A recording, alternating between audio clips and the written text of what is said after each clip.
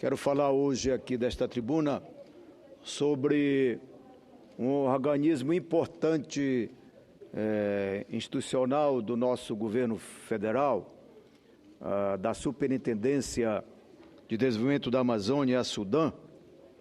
É um órgão importante para pensar o desenvolvimento da nossa região. O desenvolvimento sustentável da Amazônia vai ser sempre um tema constante do meu pronunciamento nesta casa. Fui relator na Câmara Federal do projeto que recriou a Superintendência do Desenvolvimento da Amazônia, SUDAM, cuja lei complementar de número 124 de 2007, sancionada pelo ex-presidente Luiz Inácio Lula da Silva, em 3 de janeiro de 2007, deu um novo objetivo à autarquia criada nos governos militares e extinta em 2001, ainda durante o governo Fernando Henrique Cardoso. O saldo destes 8 anos de atividade da Nova SUDAM é, de certa maneira, animadora. Nos estimula a ajudar no fortalecimento daquela instituição voltada ao desenvolvimento includente e sustentável da nossa região, bem como a integração competitiva da base produtiva da Amazônia na economia nacional e internacional.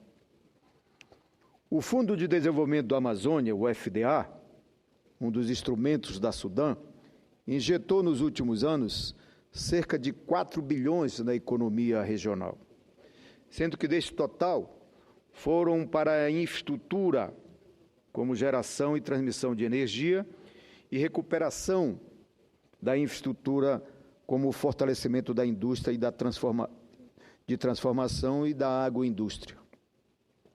De 2007 a 2014 foram aprovados 1.660 projetos de incentivos fiscais para o setor privado, disponibilizando um volume de 16,5 bi para os 9 estados da Amazônia Legal. Novos setores devem ser incluídos nos projetos de incentivos fiscais, como, por exemplo, a indústria naval, o transporte rodoviário de carga, o transporte hidroviário dentro da própria região de carga e de passageiros, o florestamento e o reflorestamento e manejo florestal vinculado à indústria e à formação de mestres e doutores para atuação na Amazônia, atividades hospitalares que destinem no mínimo 20% de atendimento ao Sistema Único de Saúde, entre outros.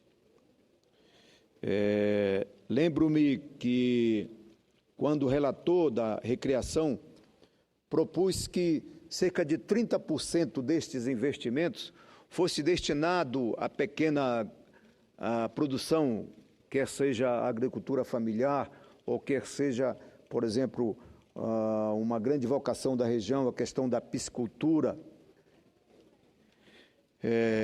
Infelizmente, não logramos, mas no atual governo e desde o governo Lula, se implementou o PRONAF e agora o Plano de Safra da Pesca, que pode substituir investimentos importantes a partir do incentivo a essa questão do desenvolvimento da Amazônia.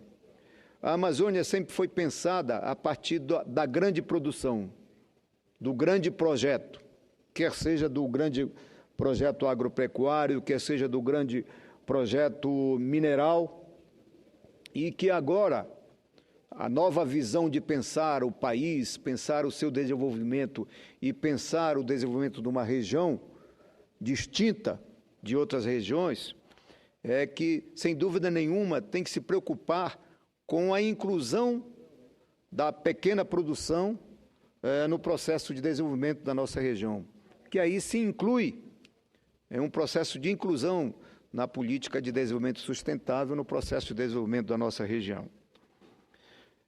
A direção da SUDAM tem se empenhado em fortalecer as relações de trocas comerciais dentro da própria Amazônia, considerando que há um desconhecimento do que é produzido dentro do território regional.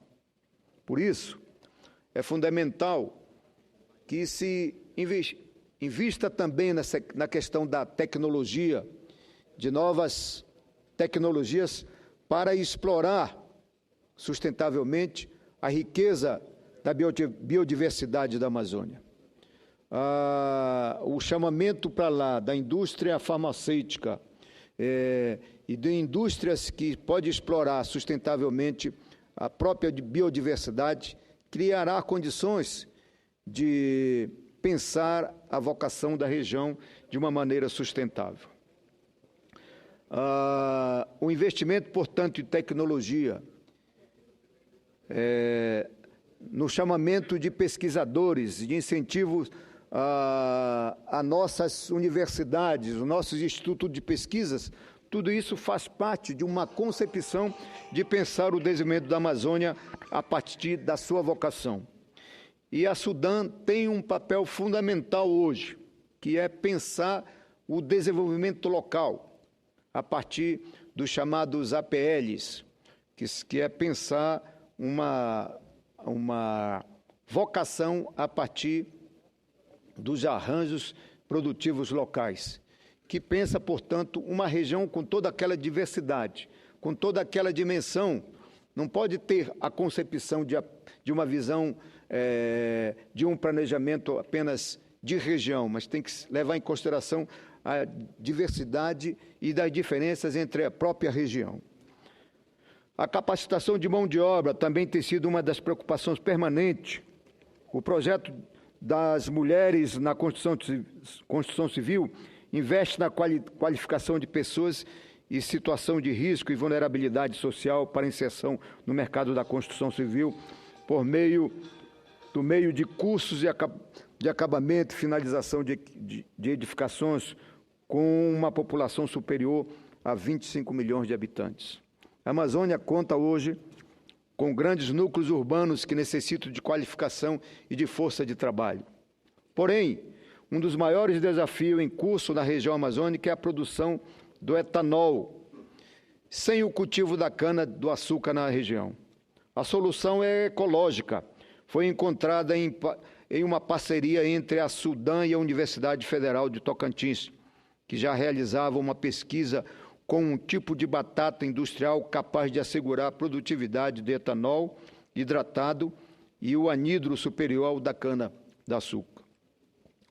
O resultado é espetacular.